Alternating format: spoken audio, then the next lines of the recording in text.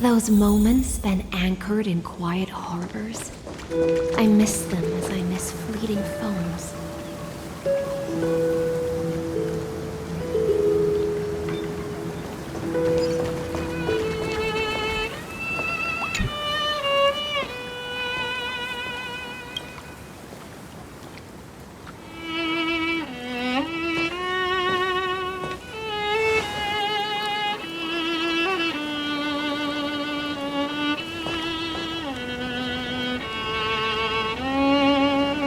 This view hasn't changed at all, has it?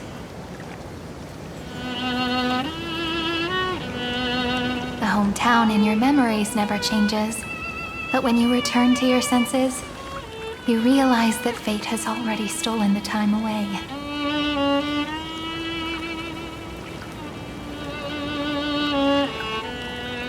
Welcome to the Trail of Genesis, friend.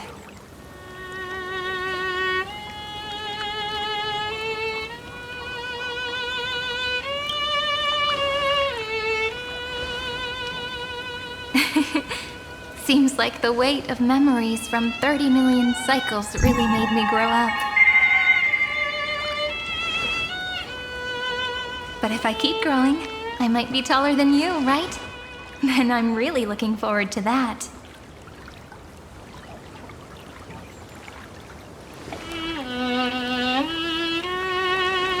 Before you arrived, I kept wondering, beyond the veil of Ide Silicii, what kind of Amphorius is being born?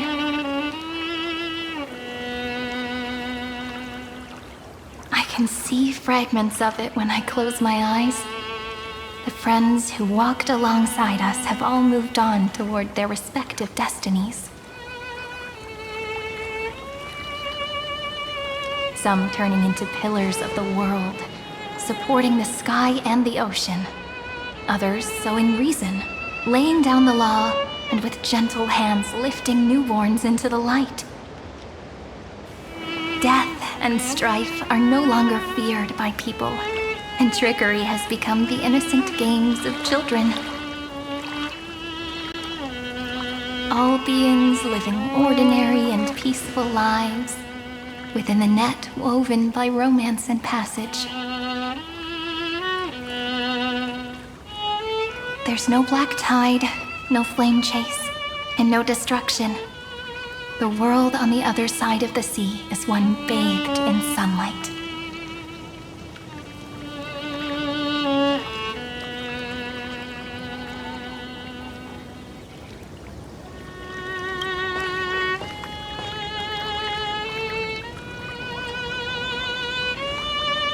Like a happy and carefree childhood, the era Chrysia in this cycle will last for millennia, until it reaches the moment decided by the prophecy. Light calendar 4931, month of freedom, the moment belonging to world-bearing. Are you ready to answer the call of the world, friend?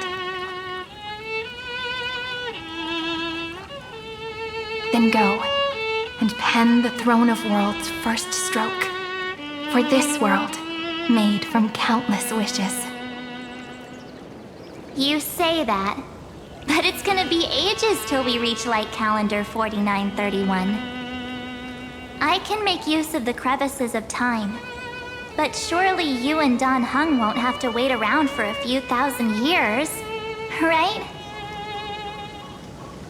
That won't be necessary. We can simply sleep, and the chronocognitive anchor will wake us up.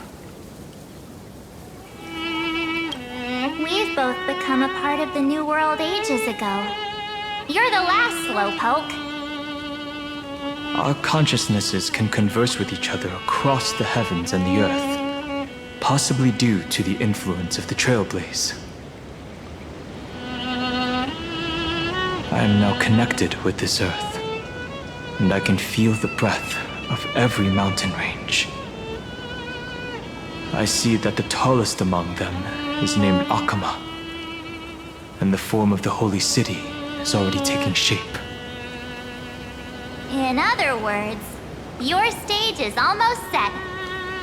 want to take a leaf out of Kefali's book and make some prophecies before your nap? But we're not the only ones who have changed. The chronocognitive anchor just transmitted a message stating that Iron Tomb has reacted to the Aeronova.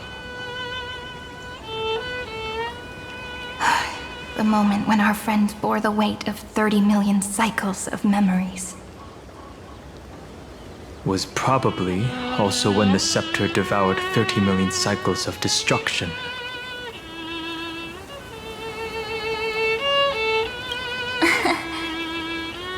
You know, you don't have to shoulder this world all on your own. After someone boards the Express, the word alone ceases to exist. So as we reach the end of time, no one will be left to face it alone. Dan Heng and I came here to specifically tell you that. Remember, this world is not a burden you bear alone. It's a journey we trailblaze together, alongside all of the Express. All right. It's time for Dan Heng and me to go have a super long nap. Look after this world for us. The road ahead is long, but we'll be waiting for you at the end. We'll definitely meet again. Let's take one more look at the other side of the sea before we set off.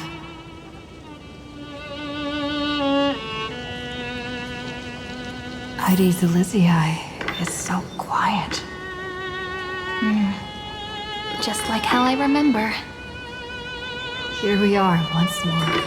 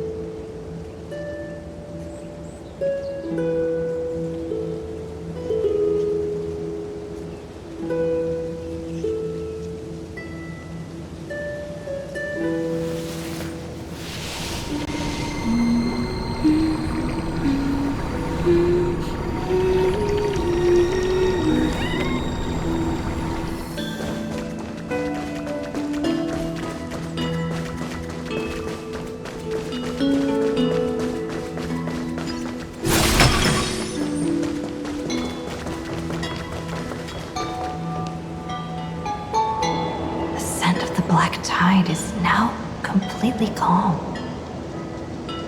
At last, the starting point of 30 million cycles has finally welcomed. Its first end. And the final end, right? I can't hear his voice. There are no flowers there that bloom for him, nor is there a star that is his.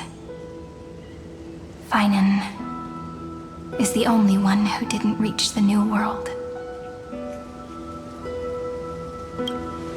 Look, the golden light that shone upon the grove still meanders between heaven and earth, like the prophecies of Amphorius. It has to be a sign he left behind. It points towards the destruction and the deepest night. Do you still remember what I asked you at this exact spot the last time we set off? Friend, are you ready to become a hero? You were still burdened by the weight of world-bearing back then, still unsure of the role you were meant to play. But now, everyone has already given you the answer. The heroes of legends were just at the right place at the right time when the world needed a hero. Just like how your arrival kickstarted Amphorius' fate once more. A person's personality is their destiny.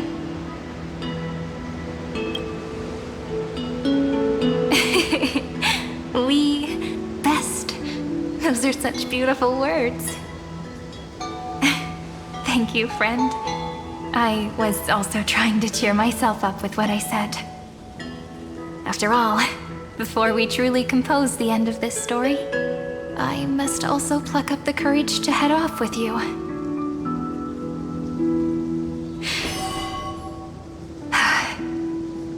And face a memory that I have forgotten for too long, and have denied for too long.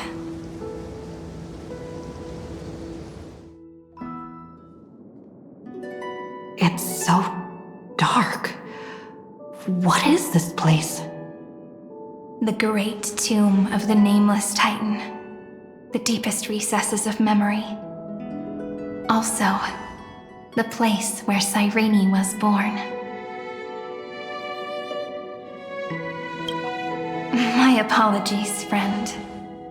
The more memories I got back along the way, the more I felt that something wasn't right. There's a sort of anxiety I can't get rid of.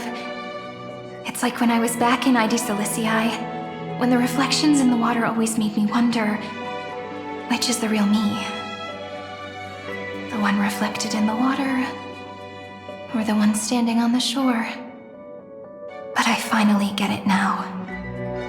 Look, friend. The words on that wall are the answer. 1, 2, 3, 4, 5, 6, 7. Do, re, mi, fa, sol, la, ti. That rhymeless tune is the lullaby of little fairies. As always, I'll read this book to you. That way it won't just be Cyrene's memories alone.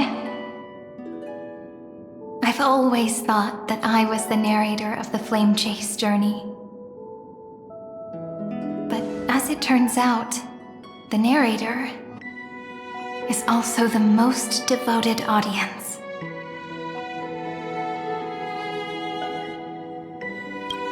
At the moment of Aranova, I was enveloped by the texture of memories. Within the glistening crystal, I saw countless Cyrenes, as well as countless versions of me. This is the final puzzle piece of the memories. A prison born of the erudition, a grave annihilated in the destruction. That unknown solitary god, the 13th Titan who should not exist. The first new spore, the Demiurge, is right here.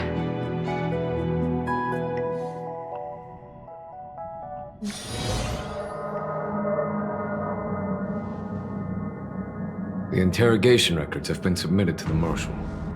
According to the Ten Lords' decree, Jing Liu and Luocha shall continue to be detained in the Shuling.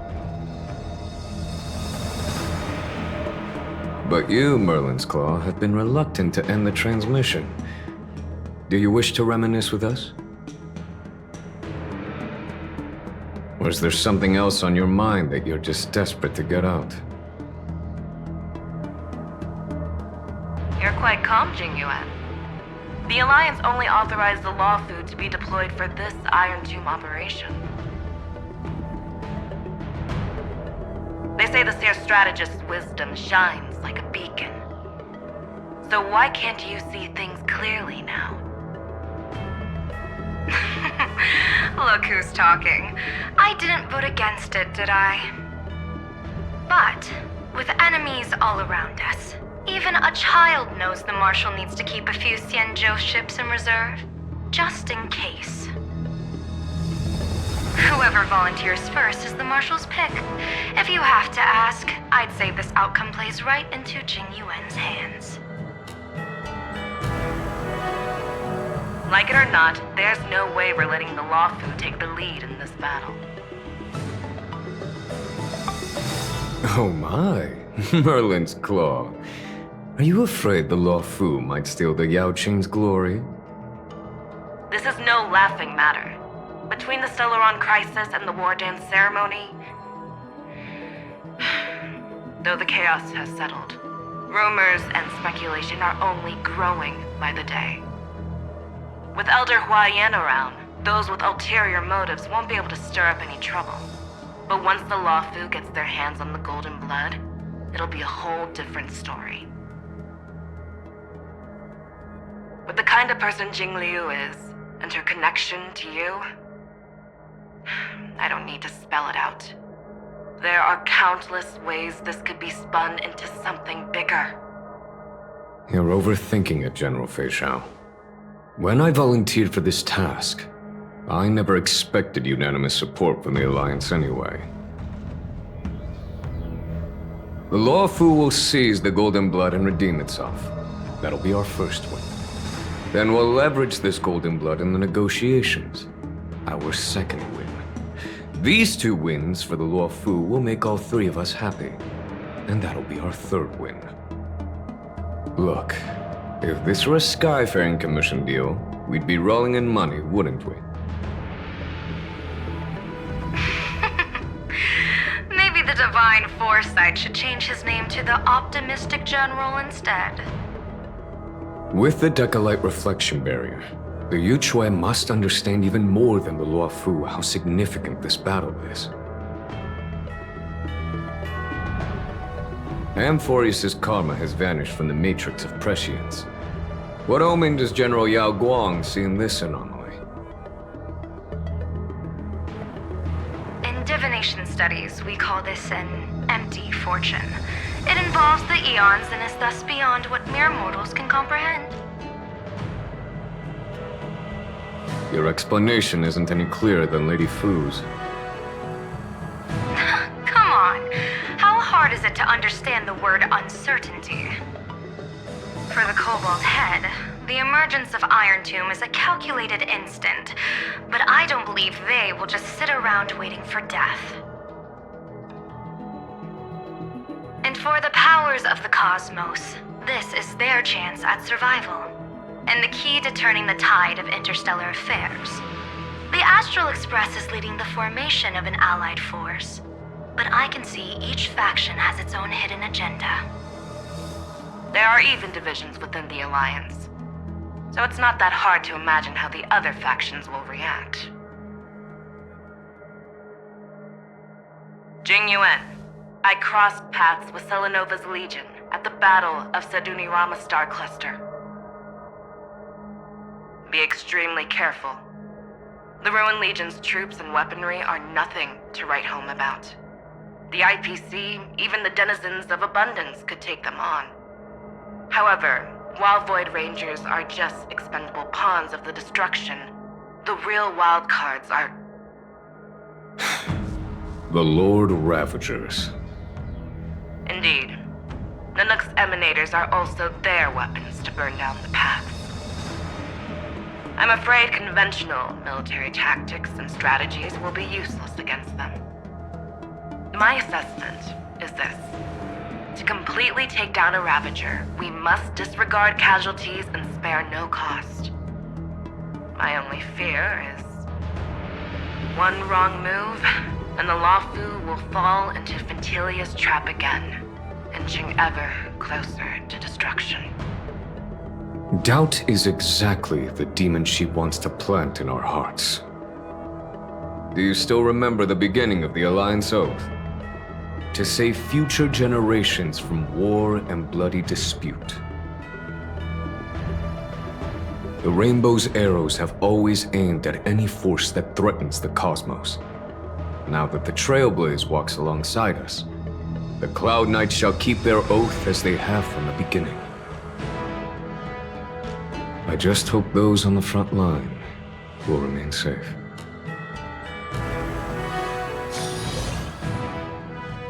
The chronocognitive anchor is sending a signal. Everyone, time to move out.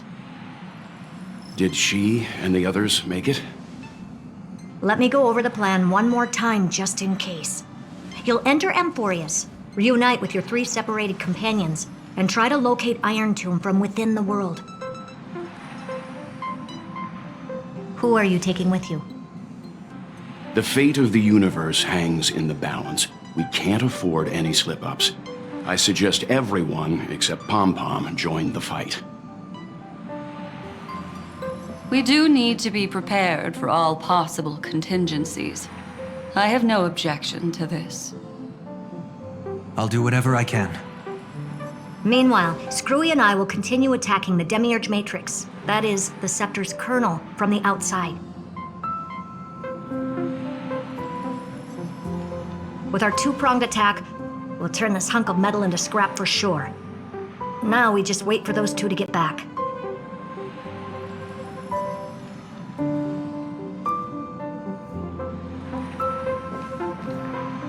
Oh, and just like that, they're here.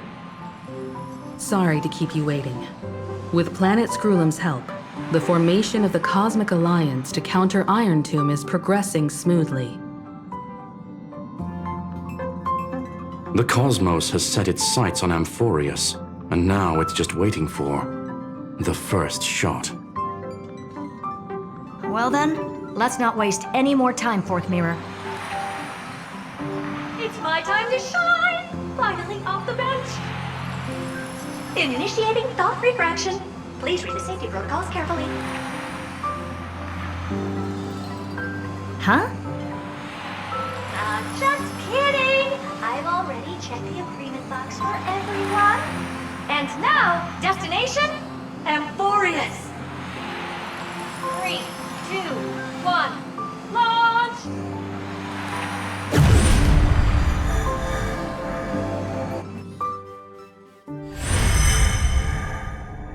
The flow of Memoria is so heavy here. Unlike Panagoni's dreamscape, this place has built up a true epic measured in millennia. The vortex of Genesis, where all myths begin and end. And in this new world created by the Nameless, the infinite cycles have been broken. Let's set up the Trailblaze beacon and establish contact with the outside world. I'll leave it to you then. It'd be better for me to not show myself in front of the Garden of Recollection. And, Mr. Sunday, you probably shouldn't show yourself either. Agreed. The Astral Express has landed. If you receive this message, please respond immediately. Over. This is the Angel Alliance. Communications normal. Interastral Peace Corporation. Communications normal. No response from the Galaxy Rangers. Not surprising. But I didn't expect the family to also stay silent at such a critical moment. That's a pretty blatant disregard from the family for Penacony's independent director, I'd say. Long time no see, Miss Himiko. It's been quite a while, Madam Jade. The significance of this battle rivals that of the campaign against Sulo. Only through victory can we disperse the shadow of Iron Tomb that looms over countless worlds.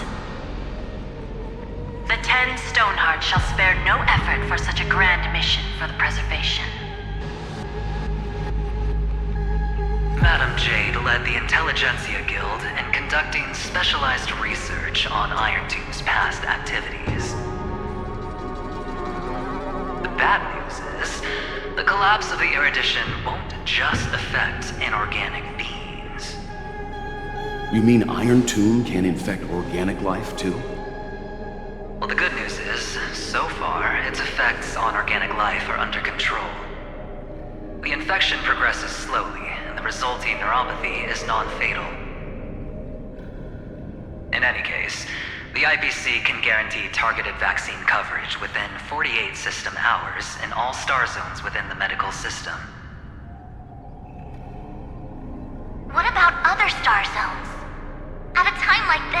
Are the followers of the Firmament Arbiter still trying to make a profit? I remember you, Master Diviner. Your performance during the Third Denizens of Abundance War was quite impressive. Please rest assured, all worlds can purchase vaccines from the IPC with a humanitarian discount. That's the current policy at the very least. But if the Xianshou Alliance is willing to assist with the IPC's assets in Epsilon and other star systems, we'll have more cards to play when reiterating to the board the necessity of deep cooperation. It makes sense, since Interracial Peace Entertainment's headquarters is in Epsilon. But why are all the other worlds on the list? Places that the Elation has visited? Think of it as a long-term investment.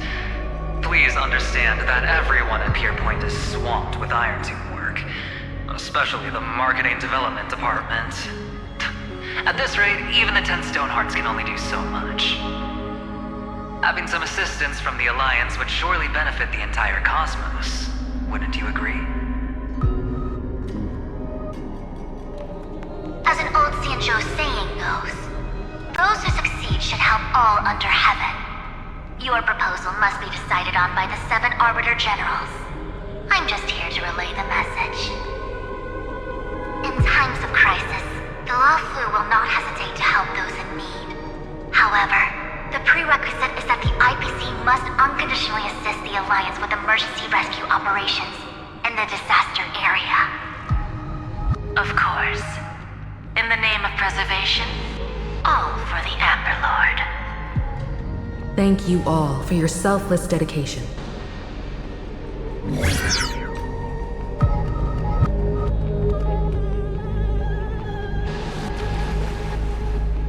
It's clear that each party still has qualms about everything. The clash between destruction and erudition isn't just about the fate of the cosmos. It's a moment for all factions to reshuffle their cards. You can never be too careful when battling a Lord Ravager. All are equal in matters of life and death. In any case, we can only hope for the best in all that's to come. It's about time we dive into the vortex and see what Amphorius looks like on the inside. I wonder where she and the others are right now.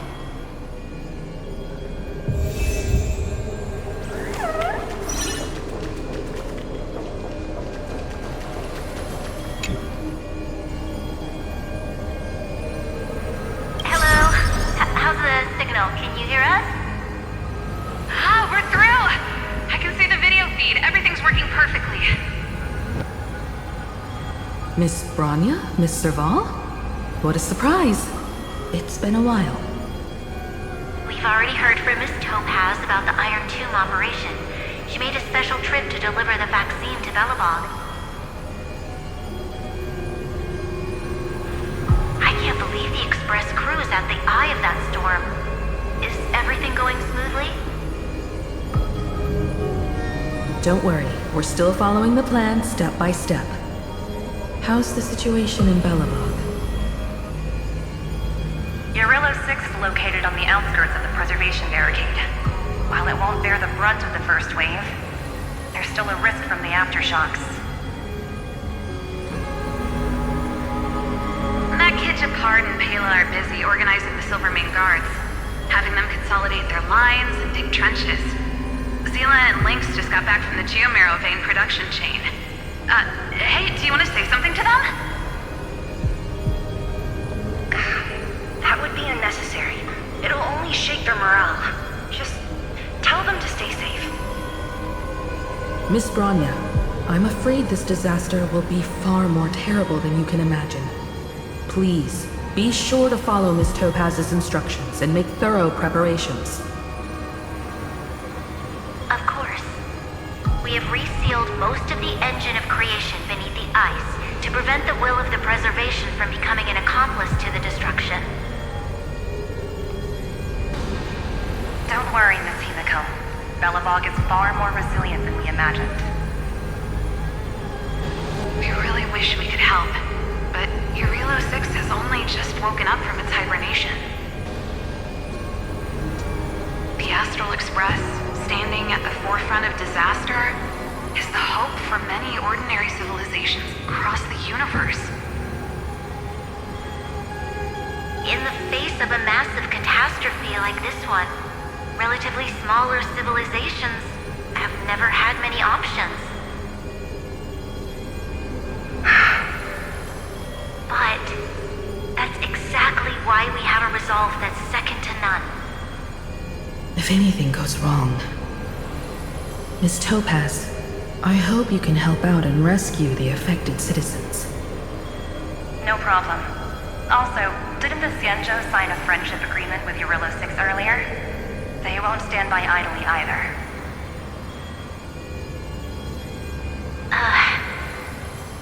I appreciate your kindness, everyone.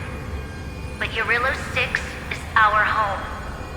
We will defend it to our last breath until the last Belobogian falls. Miss Bronya. May all civilizations that have made it this far on their own strength weather this crisis together.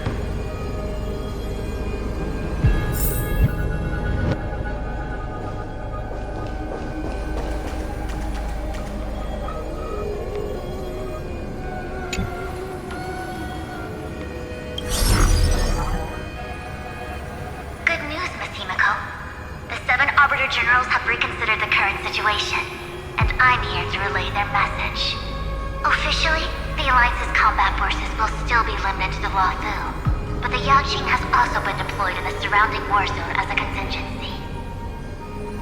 Words cannot express our gratitude. Getting the Hunt to agree on sending troops must have taken quite some effort from General Jing Yuan. The Luofu already considers the Express an important ally. We also have no intention of hiding the fact that there is indeed something the Xianzhou seeks from this Iron Tomb operation. But this time, the Marshal herself decided to send out troops. With a formidable enemy before us, the Alliance has no reason to back down, nor will we be content to take a backseat. If we can stand together with civilizations across the universe to overcome this crisis, then we must do so, even at the cost of our own lives. The Alliance truly embodies the principle of righteousness. It's fortunate that the cosmos has great heroes like you. You're too kind. As for that Jade Abacus of Allying Oath, you can save it for when you're in more dire need.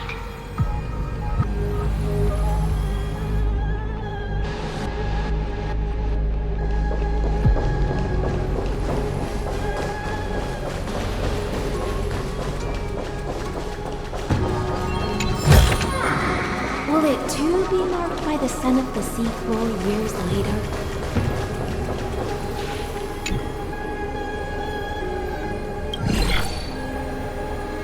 I regret to inform you, Miss Himiko, that even the Strategic Investment Department is constrained when it comes to the Iron Tomb issue. And it would be difficult to meet the expectations of the Astral Express.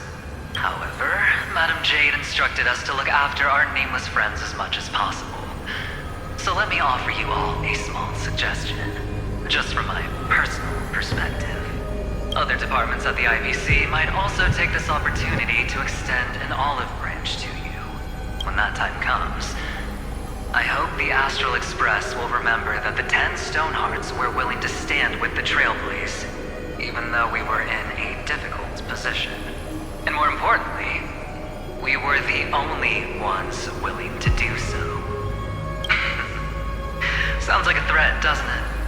But trust me, every word comes straight from the heart. Has the internal conflict within the IPC really gotten this bad? Everyone knows about the bad blood between Diamond and Oswaldo. At least until now, they've had an uneasy truce. Until the Lord Ravager Archforger caught the board's attention. I'll leave it at that. as it's confidential information. Hope you can understand. I understand. Our immediate priority is to address the Iron Tomb crisis. Let's hope for success from the start. This might help ease everyone's pressing concerns.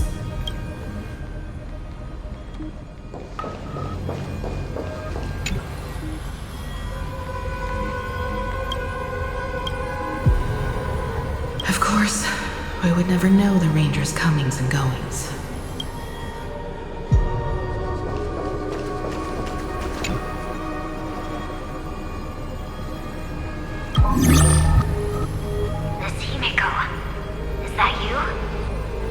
Yes, and you are Miss Robin. Yes. I apologize for not being able to respond during the meeting earlier. And even now I can only appear in disguise. On behalf of the Penaconian family branch, I extend my sincerest apologies to everyone. We tried to request aid from the family. We essentially received no response. I've heard about the internal conflicts within the family. Miss Robin, there's no need to apologize. Every bit of strength is precious at this moment. Thank you for understanding. The good news is, since you're one of the shareholders of Penacony, the family heads have agreed to allow me to lead all Asdanian tuners to the front lines. My charitable foundation will also do as much as possible to provide support in this battle. They'll ensure that proper arrangements are provided for those wounded on the front lines, and for residents in affected areas. Miss Robin, I'm beyond moved by your spirit of self-sacrifice. The Astral Express would also like to make a promise that we won't leave any companion behind.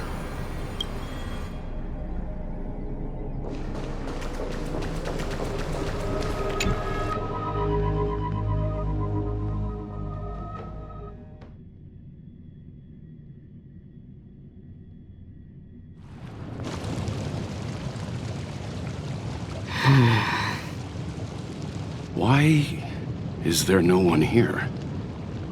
Everything in Akama seems normal. The new world was enjoying peaceful times not long ago. It seems it was even more recent than not long ago, Miss Himiko. The fruit on the table is freshly cut, and the bath temperature is just right. The remembrance tells me this place was bustling with people just moments ago. It's as if everyone vanished in an instant. Could this be Xandar's doing? Unlikely. He's still under the surveillance of those two geniuses. Could it be some kind of local custom? A custom that makes an entire city fall silent in an instant. Pardon my frankness, Mr. Yang, but this reminds me of some unsettling rumors about the Harmony. Complete silence is often the prelude to divine intervention. Everyone, be careful. Here they come! Here they come! The Nameless of the Astral Express! Evernight? How is this possible? She was already... We are the Chroniclers of Time, and we do not fade away. Finally, the last era Nova has been completed. What did you do to the residents of the Holy City and the three Nameless? I didn't need to do anything. The remembrance will ultimately become the substance of the new world. Now, they are no longer the trailblazers you once knew, but gods who permeate heaven and earth. The 12 Titans who guard Amphorius.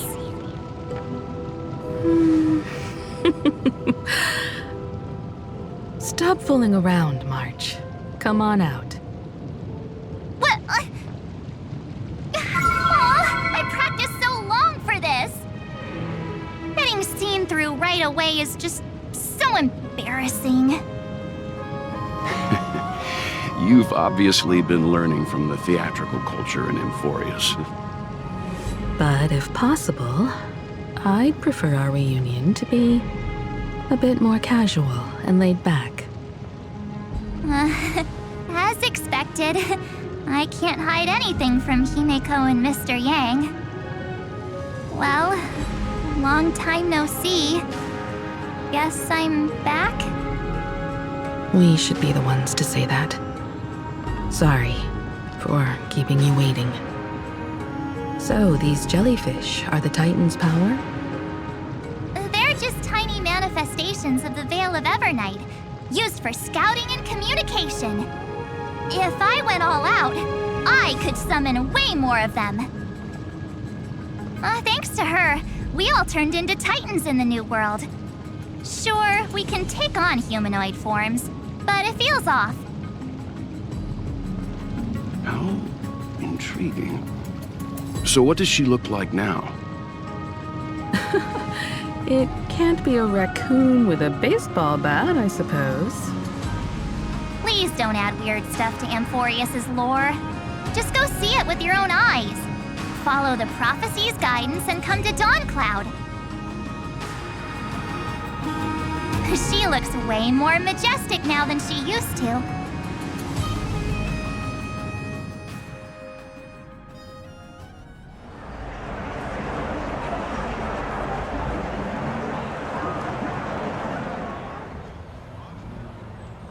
Unbelievable. All the residents of the Holy City have gathered here. This isn't just a gathering. It's a pilgrimage. The people's expressions are resolute, devout, as if waiting for a miracle to descend. That colossal deity is her. She has become the pillar of the world. Surprisingly authentic. Being this serious is quite unlike her usual style. Those people didn't disappear. Instead, they've answered the call of the prophecy and come to witness her awakening. Our good buddy now bears the weight of the entire world, and every breath they take is intertwined with Amphorius's destiny. Awakening? Has she fallen into slumber? Yeah. After all, with such a huge time dilation between inside and outside the scepter, this was the only way we could wait for everyone. Time watches over yesterday. Earth guards today. And when the Trailblaze steps into Amphorius once more, the slumbering deliverer shall awaken. And then, bring the prophecy of tomorrow to this world. Come on, everyone. Let's get closer to her. Watch how the world-bearing prophecy changes this world.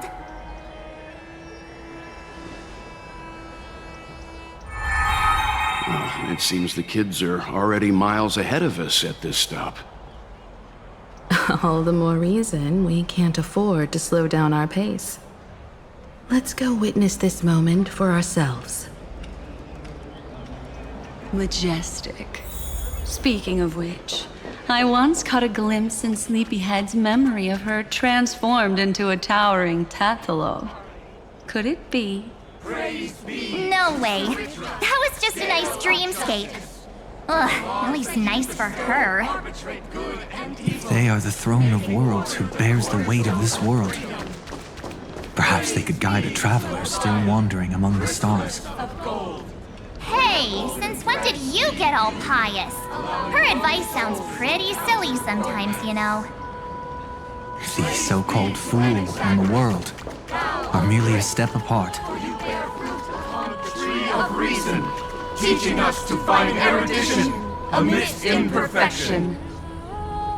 Praise be to Electra, chalice of plenty, for you brew the ocean into sweet wine, dispelling nihility with every toast at the feast. Praise be to Hyacinthia, eye of twilight, for the rainbow you cast turns the light of both dawn and dusk into the glimmer of preservation.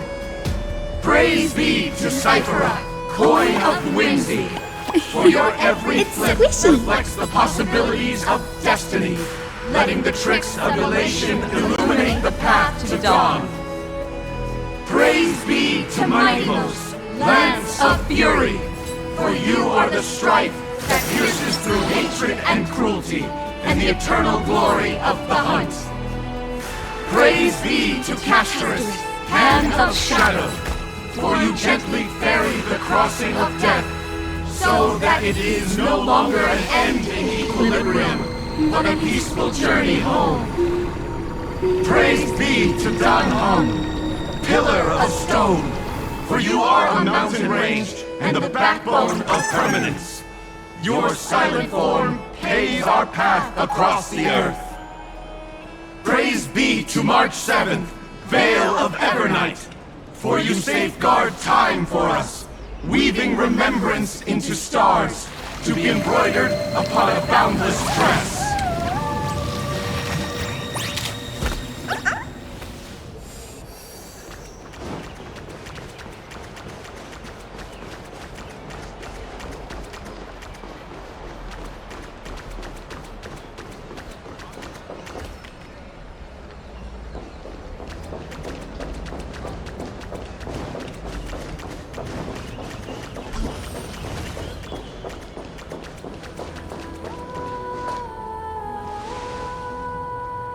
Citizens, behold!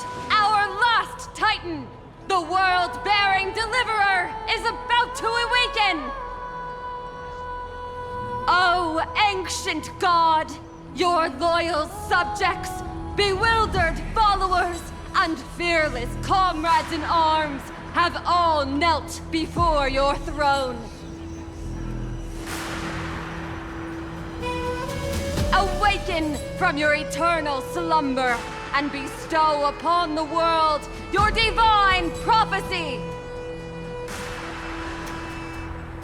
Please guide us! Show us how to embrace this beloved world as we welcome that distant dawn!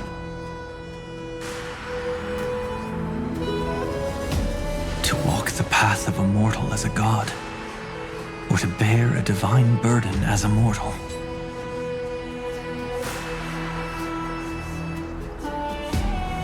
She will give us the answer.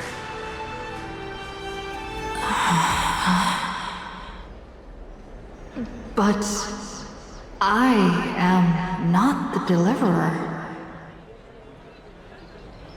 Rather, I am the Nameless, who dwells among mortals. That voice is definitely her. I heard your prayers. The core flames flickered and dimmed, and the age of the gods at its end. So flow, golden blood, flow. I'll bestow it upon you, returning it to the true masters of this world. Stand with me and become heroes.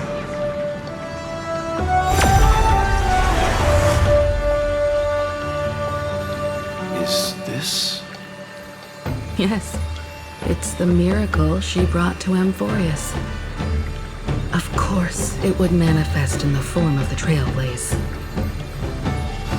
Golden blood, raining down like a storm! The prophecy has descended, and the Titan commands us not to be supplicants, but to become heroes of rebellion, to face that destined calamity, the destruction, head on. The prophecy of the Deliverer means nothing to me now. It belongs in the hands of someone far more fitting. Someone like all of you. In the name of Kozlana, let us depart and march towards the light. It's neither protection nor salvation. As always, there's no need for totems or myths. Humanity's most primal faith is that instinct named survival. Let's go, everyone. Someone has already sounded the horn of departure. Explore, understand, establish, and connect. Together, let us blaze a trail for the destiny of this world.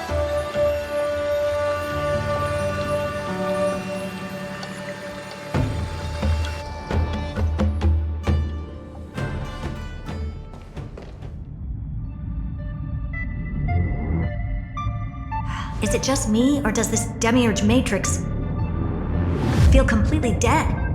It's nothing like how the memo keeper described it. The environmental readings are all wrong. Conclusion: this must be what the kernel actually looks like in the real world. What did Xandar do to the scepter? At the end of light, there must be silence. Certain, pure, and absolute darkness. Not the time to quote the Lord of Silence. Bad omen. Either way, we have to press on. Until we uncover the truth behind the 13th Titan. The buried past is the key to stopping Iron Tomb. That is, if it even exists. Xandar says the demiurge never existed. Who actually buys that? You can erase the records, but not the truth. It vanished too cleanly. No traces. Like someone's yelling, "Look, there's nothing here." Too bad I'm the type who can't resist digging deeper. Looks like I'll be counting on you again, Screwy. Let's tear the system inside out. Always happy to help. But as your academic partner, I have to ask. Herta, what if we fail? Let's say the demiurge really doesn't exist. Do you have a backup plan? A backup plan? Of course. If we can't find the key, we turn the lock into the key. That plan's cost is incalculable. It shouldn't even be on the table. Then let's hope we never have to use it. There's no point worrying about the end just yet. One step at a time. Let's go. We don't want to leave the others waiting. You brought what I asked for, right? A butterfly has to land on the branch before it can dance. We'll need a wide open platform before her entrance.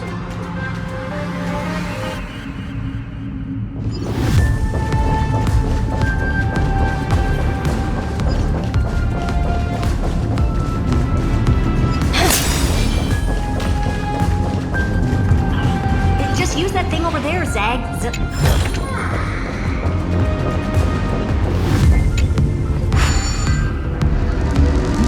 What a dumb name. I hereby rename it Herta's Big Hand.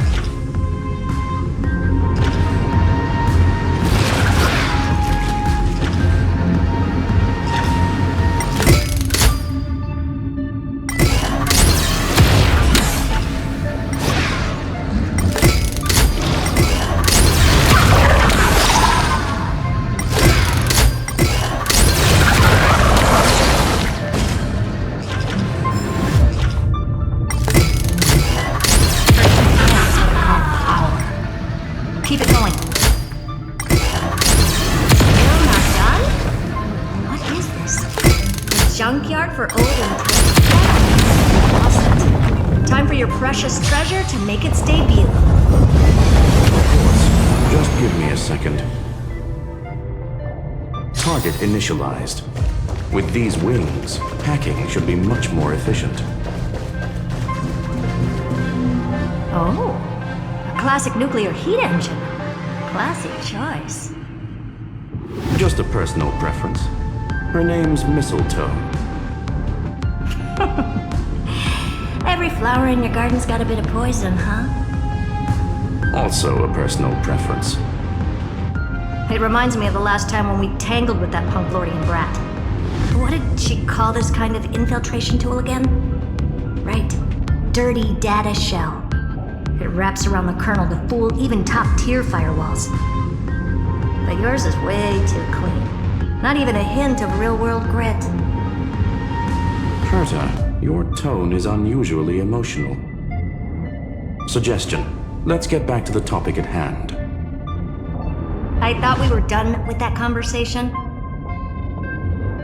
Unfortunately, current conditions won't let me ignore any variables. Especially the most important one. Your will. Iron Tomb never stops. It is evolving faster than any of our worst projections. Every instant in the Eon's calculation is like a sword hanging over the cosmos. Every move humanity makes could speed up its arrival. Which is exactly why we can't mess this up. And now, Droidhead wants to hand down judgment to the poor cosmos again. Order Star Trade War, Emperor's War, Rupert's death. Every time their instant arrived, it meant another bloodbath for humanity. But in this ultimate battle of erudition, you and I are supposed to be players, not pawns. If you choose to burn yourself out as a resource, then everything we've worked for means nothing. Herta, the cosmos won't just stand by and let a genius throw their life away. And neither will I.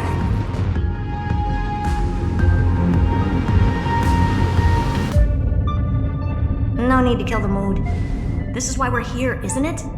We need to find the Demiurge and that lost key. I'm not here to be a deliverer. I just want to beat Xandar and Droidhead. Right now, I just need to know. Are you with me? Of course. Time to board. After you. Let's tidy this place up and see what this Demiurge really is.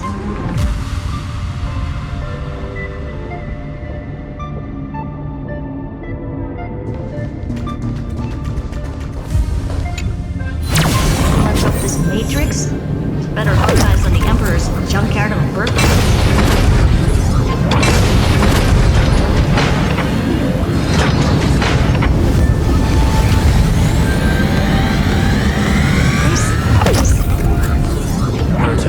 This whole space has been completely tainted by some kind of energy.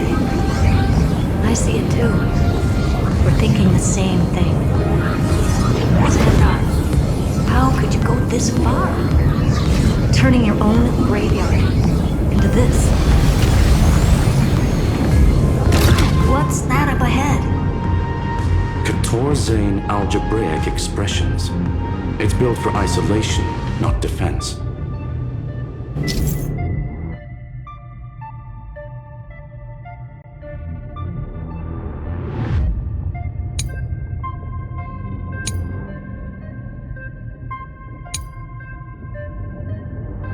So basically, the door to the tomb, right? Great. Let's find the handle. I'm picking up multiple independent signals with the same data structure as the barrier. Projection. We can hack the terminal, reverse the computation, and turn it into an attack. Classic move. Use their own systems against them. Take us to the nearest one.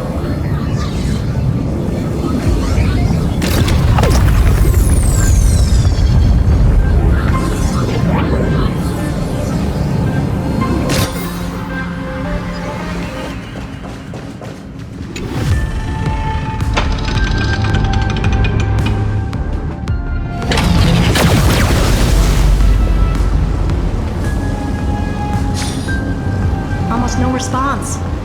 Just as I feared. Not promising. The output is barely a third of what we need. Logic says we'll need multiple terminals to coordinate the strike. Locking onto the next one now. Find anything else? Regarding the origin of these ruins, no logs found yet. Xander erased all records. But I did find some interesting scars in the circuit. High energy radiation, internal imaginary energy contamination. from what I know, there's only one thing that fits. Skip the science talk, Screwy. That thing only goes by one name. Stellaron. Exactly. Xander blew one up just to clean the entire Scepter system. So that's what he meant by killed that Titan with my own hands. He wanted to turn the neuron of the erudition into a relay for the destruction.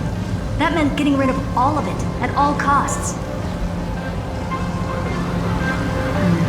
The life form known as the Demiurge was the original target of the Scepter's extrapolation. It makes sense. Evernight calling it the first new spore confirms this viewpoint. The prime mover of life. That's what Scepter Delta ME-13 was originally tasked with. Even after it got scrapped, the query kept running. Yet the true value lies in the process of solving it, not the answer itself.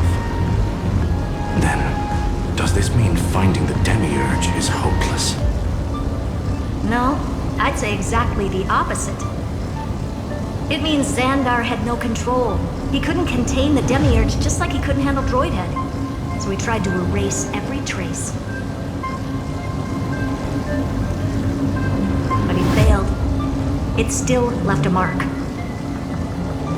By the way, if there's another Stellaron in Emporius, why hasn't that little one reacted to it at all? You said the Demiurge left a trace, right? Yeah, but not in the real world. Remember the Great Tomb of the Nameless Titan?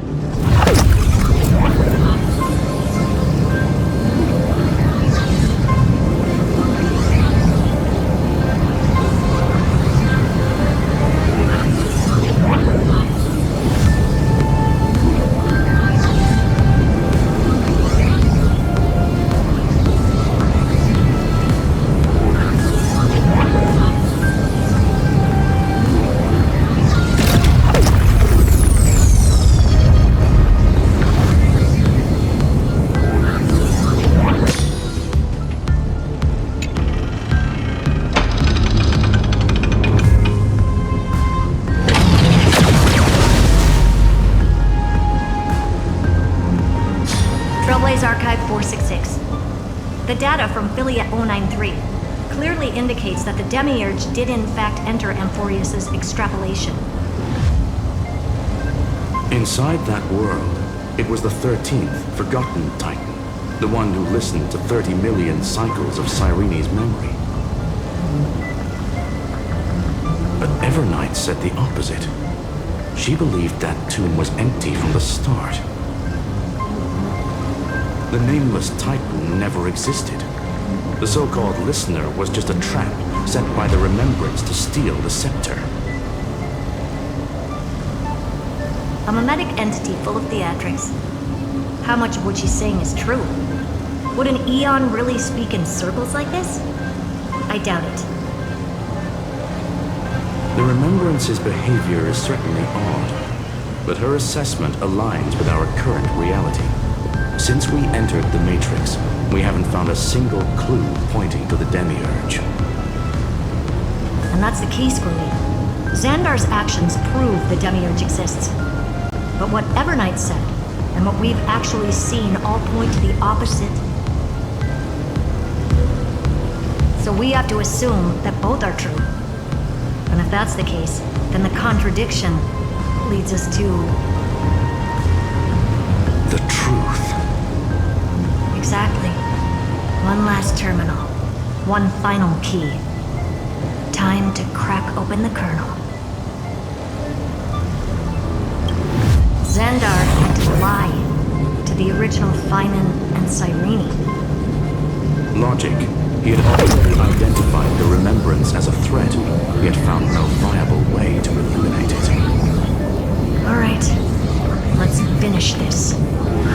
Time to break through that barrier.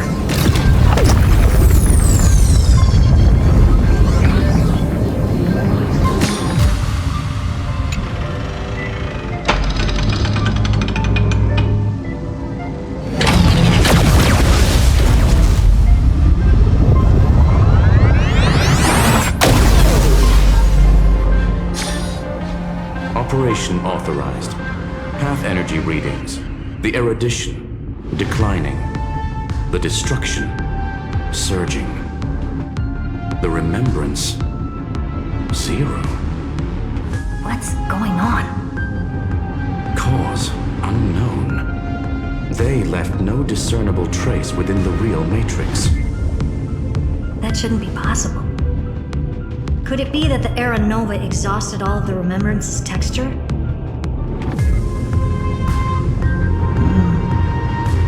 Log it for now. The dots still aren't connecting.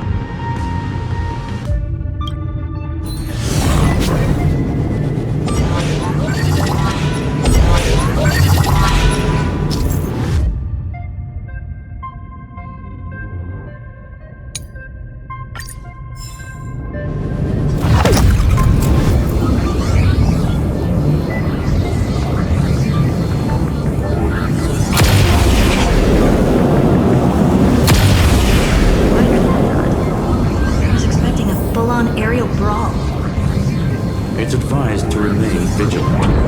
The destruction's levels are still rising. What's the matter? Interesting. I just picked up a signal from the exomyth.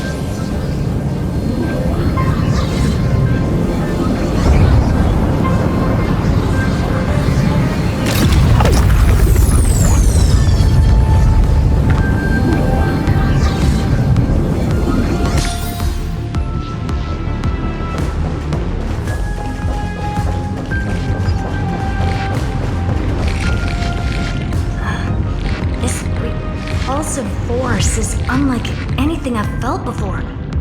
Is this the place? Correct. Judging by its defensive properties, this is the entrance to the exomyth. Didn't expect that. Who builds a lab in the middle of digital rubble? Then again, never doubt a dead man's resolve. So how's our dearly departed doing? He severed part of his neural pathways to break free from Lord Anaxagoras' control. But that also triggered the failsafe I set. Conclusion: Xander has lost all combat functionality and is no longer capable of action. So now he's a specter, literally. Screwy, can you open a path? Just to be sure, I want to see this for myself. Might as well drop in and say hi to the real him.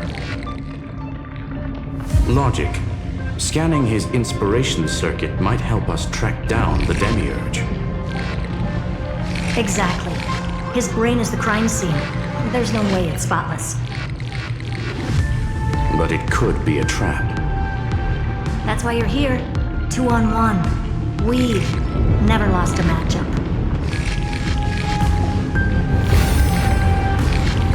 I'm honored. The chronocognitive anchor is in place. Proceed when ready.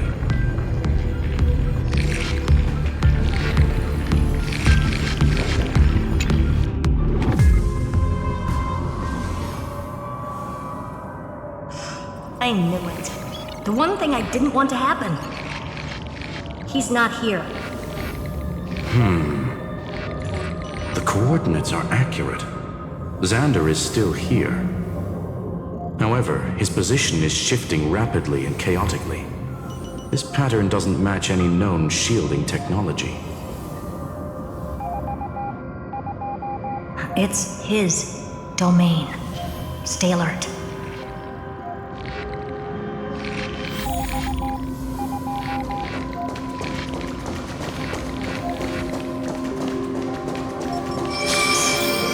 Cheap trick. The spatial field here is undergoing autonomous recalibration, initiating reverse engineering of the interference source. Try again. We're back. Reverse engineering complete. The results are not what I expected. Logs show Lycurgus revoked administrator access. The chronocognitive anchor can't get a fix because at the system level, Lygus no longer exists. Our navigation target is a null set. So he's stopped resisting?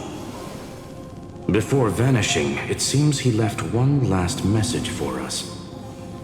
To those who follow, all is proven. Find me beneath the tombstone. Melodramatic. He was expecting us. And once he learned of the Great Tomb's existence, he initiated his own search for the Demiurge. Guess he wants a final showdown. Fine. Let the old Intellitron dig his own grave. Just like he wants.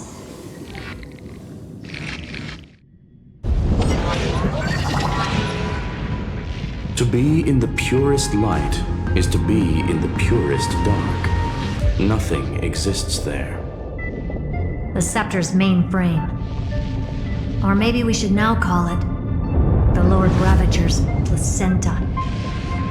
Unfortunately, we still haven't found anything. Really? I don't think so.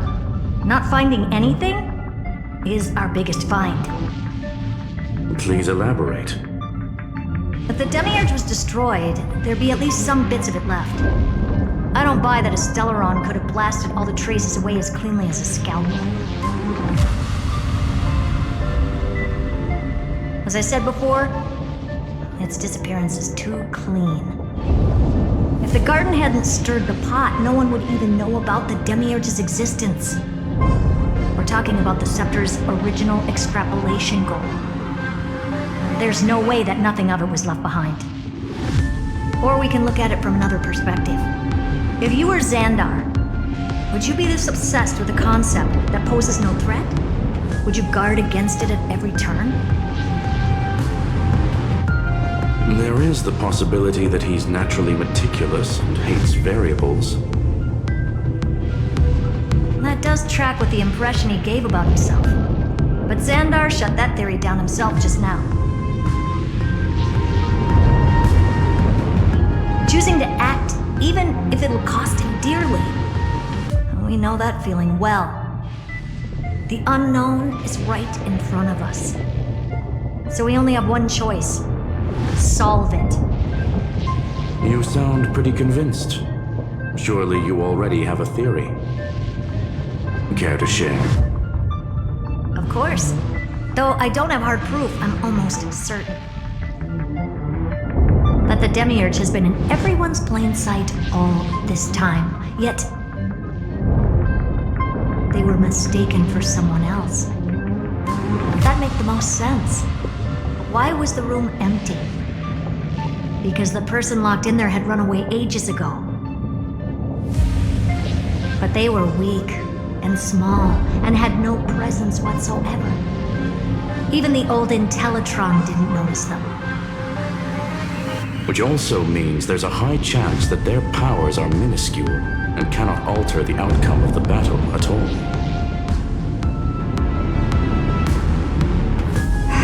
Well, at least Xandar is scared of them.